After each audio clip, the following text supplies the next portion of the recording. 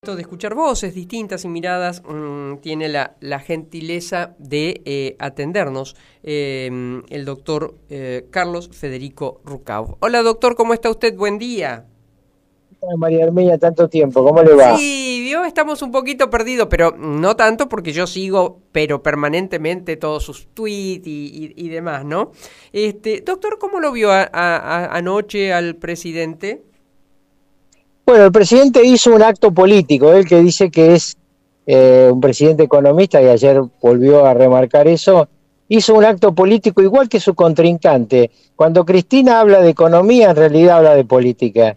Y Milei ayer lo que hizo no fue la presentación de un presupuesto, porque el presupuesto no entró en ningún detalle, pero sí hizo un planteo político estratégico que significa un cambio copernicano en los presupuestos históricos de la Argentina. La Argentina siempre ha presentado un presupuesto, aclaremos a la gente, el presupuesto es la plata que se va a gastar el año siguiente por parte del Estado en las cosas que el Estado tiene que hacer. Entonces, ¿qué es lo que siempre se ha hecho? Se planteaba lo que había que hacer y después se explicaba cómo se iba a financiar lo que se iba a hacer. Es decir, una parte se financiaba con impuestos, otra parte se financiaba con préstamos. Porque siempre el gasto en la Argentina ha sido mayor que el ingreso. ¿Qué ocurrió en esta oportunidad? El presidente dice, no, ahora el presupuesto es, yo tengo esto y solo esto voy a gastar. En consecuencia, yo decía hoy en un tuit, hablando de los tuits, sí, que Milei repite el acto inicial de Néstor Kirchner. Cuando Néstor Kirchner asuma la presidencia de la República, dice en su primer discurso, no se puede gastar más de lo que entra. Y esto él lo cumplió los primeros 3 años de su gobierno. Por eso tuvo una inflación del 7%, cuando veníamos de una inflación condual de muy alta, porque fue la salida de la convertibilidad. Sí. Luego empieza a deslizarse el gasto público fuertemente con Cristina y mucho más cuando Cristina tiene sus 2 grandes ministros de Economía gastadores, que fueron primero Lustó y luego Kicillof. Termina ya en el desastre, obviamente, del presidente onanista y sus 2 ministros de Economía, Sarasa Guzmán y Massa. Sí. Pero lo que hace Milei es un planteo que tiene que tener apoyo parlamentario. Y esta es la mayor dificultad del planteo que hace el presidente. ¿Por qué?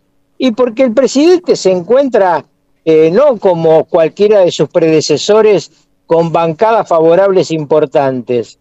Él a lo sumo ha conseguido en la Cámara de Diputados una pared de 87 diputados que impidan que los 2/3 lo gobiernen. Pero yo no creo que pueda sacar un presupuesto de las características que él ha planteado cuando en la Cámara de Senadores el kirchnerismo es de una mayoría realmente muy grande y sigue a Cristina, no sigue a Néstor. Ahora, usted que además presidió el Senado y que fue legislador, entre tantas otras cosas, ¿usted cree que hay manera de modificar algunas cosas o no? ¿O en definitiva, tomalo o dejalo? No, nunca en un sistema democrático es tomarlo o dejarlo. Pero en la cabeza del presidente, doctor, digo, el presidente. Sí, pero mire, yo en la Argentina trato siempre de ver las acciones más que las palabras, ¿no? Milei no negociaba nada, bueno, de la ley base quedó el 30%. Claro. De la ley fiscal quedó el 40%.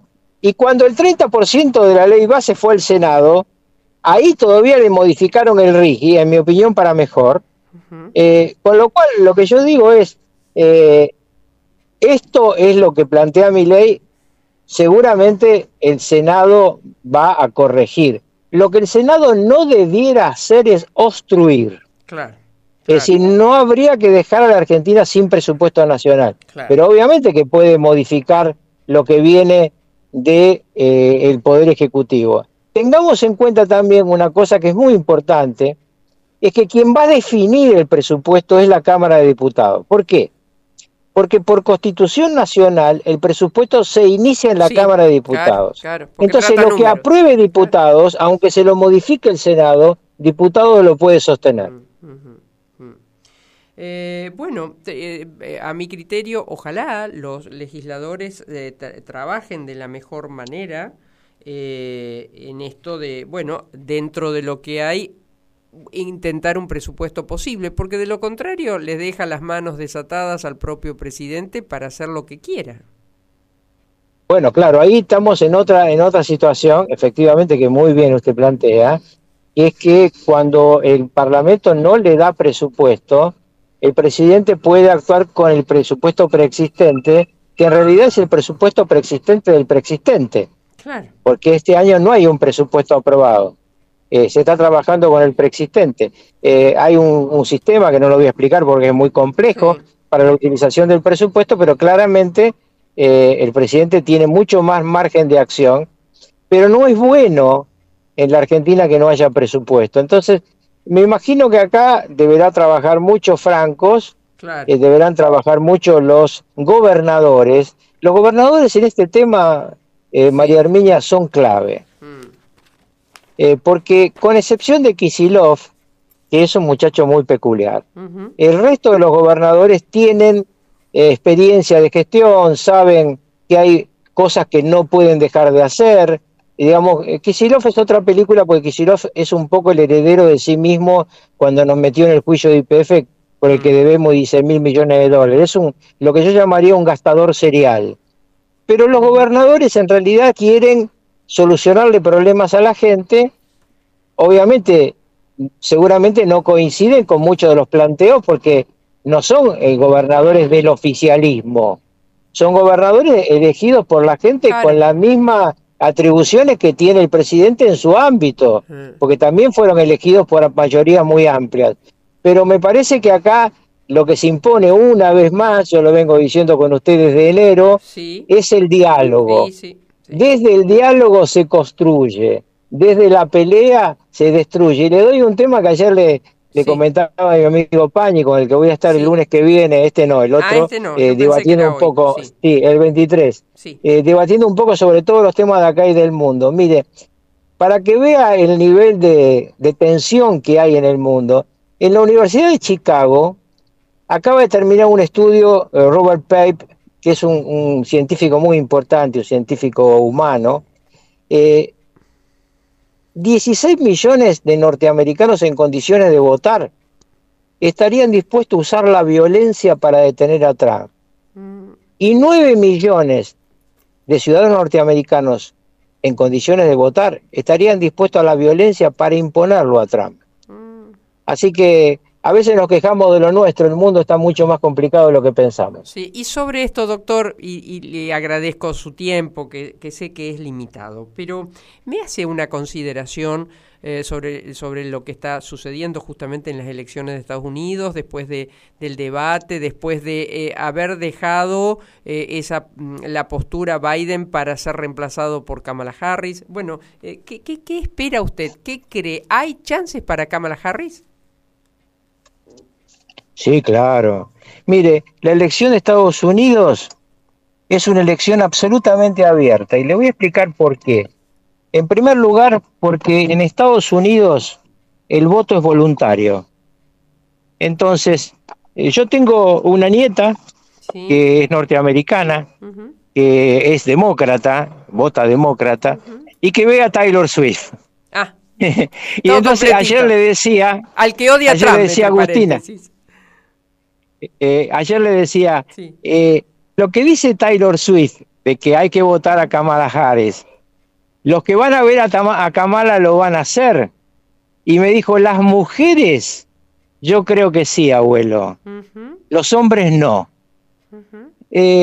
Es una apreciación absolutamente de una Sí, sola por persona, pero supuesto. le cuento, primero en Estados Unidos hay que inscribirse. Ujú, Después de inscripto, tiene la facultad de ir o no a votar, aunque esté inscripto. mm, ¿Qué pasó después de los debates? Bueno, después del primer debate con Biden fue desastroso, solo se inscribían republicanos. Sí. Después del debate entre Kamala y Trump, se han inscrito mucho más demócratas que republicanos. Pero no hay que mirar como miran generalmente el encuestador que lo ve desde acá, el voto popular. Hay que mirar 5 estados. Porque hay estados, por ejemplo el que vive mi nieta, que siempre vota demócrata, y hay estados, como Texas, que siempre vota republicano. No importa cuál sea el candidato, pero hay 5 estados donde se va a definir la elección. Mire, yo tuve una gran relación personal con Hillary Clinton. Ajá. Acá, cuando la recibí, cuando vino como primera dama, porque Menem no tenía primera dama, y luego en Estados Unidos siendo ella senadora. Sí. Hillary Clinton era un cuadro político sustantivo. Le ganó los 3 debates a Trump. Sí. Y Trump le ganó en el colegio electoral por 2 distritos, Pensilvania y Carolina del Norte. Hoy en los distritos que se llaman swing states están prácticamente empatados. Tienen un punto arriba o un punto abajo los 2 candidatos. Yo estoy muy expectante en el debate del 1 de octubre de los vicepresidentes, porque son 2 desconocidos para el gran público norteamericano. Ahora, Trump tiene ahí una ventaja. Eligió un vicepresidente prestigioso de Pensilvania, que es un swing state. Mientras que Kamala eligió también un vicepresidente que es un gobernador prestigioso, pero de un estado que ya ganaban los demócratas. Es decir, no es un estado que estaba en discusión. Y yo creo que otra vez Pensilvania, Carolina del Norte y Georgia van a definir la elección de noviembre. Más adelante le cuento mi pronóstico. Hoy para mí es una elección abierta que la gana cualquiera de los 2. Como siempre, un placer, ¿eh? Y bueno, ansiosa voy a esperar porque son 2 personas que respeto y admiro mucho, Pañi y usted. Así que va a estar muy, muy lindo el lunes que viene a las 22, ¿verdad? Por La Nación. Sí, Más. Inclusive yo a Pañi le comenté algo que usted dijo en su momento. ¿Cuántas columnas de Pañi podía soportar el candidato a la corte? Así que me dijo, esperemos que no la soporte. Bueno, yo le quiero decir que en mi opinión ninguno de los 2 va a salir. Un abrazo grande. Otro para usted, doctor, gracias. Y esto último también es muy interesante, lo que acaba de dejar al pie el doctor Rucauf. Ninguno de los 2, él está hablando de los 2 candidatos de Milei para la Corte, tanto el juez, se me hizo una laguna, como García Mansilla.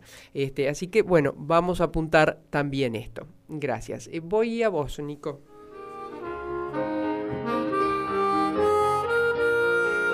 Federación de Trabajadores del Complejo Industrial Oleaginoso, Desmota.